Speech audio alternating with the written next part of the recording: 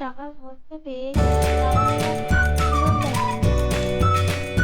এই তোমাদের যতটা পরিমাণ লাগবে ঠিক ততটা পরিমাণে অল্প অল্প জলের সাহায্যে মাখিয়ে ডো বানিয়ে নিতে হবে। এই ওয়ালপুট্টির ডোকে তিনটে প্রমাণ বা ঢাকনার মধ্যে মুড়ে রাখলে 2 ঘন্টার মতো ব্যবহার করা যেতে পারে।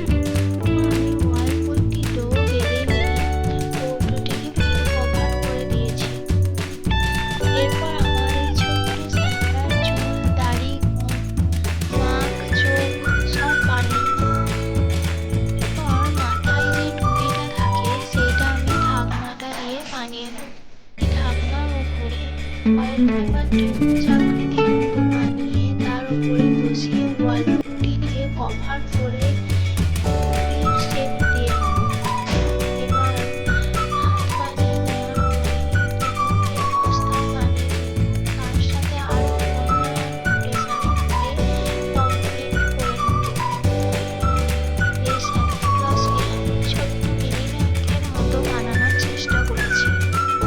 এই সামনের 25শে ডিসেম্বর যদি কোনো বাচ্চাকে এই জিনিসটি গিফট করে দেওয়া যেতে পারে খুব ভালো হয়। হাতের তৈরি জিনিস হলে তো আরো বেশি ভালো হয়, তারা খুশি হবে এবং আপনিও খুশি হয়ে যাবেন। এই মিনি ব্যাংক সান্টা ক্লজ যদি গিফট হিসাবে কোনো বাচ্চা পায়, দেখবে যে ওই উল্টোপাল্টা খরচা ছেড়ে তারা তাদের সামর্থ্য মতো 1 টাকা 2 টাকার কয়েন নিয়ে এসে এই ব্যাংকে কিভাবে জমায়।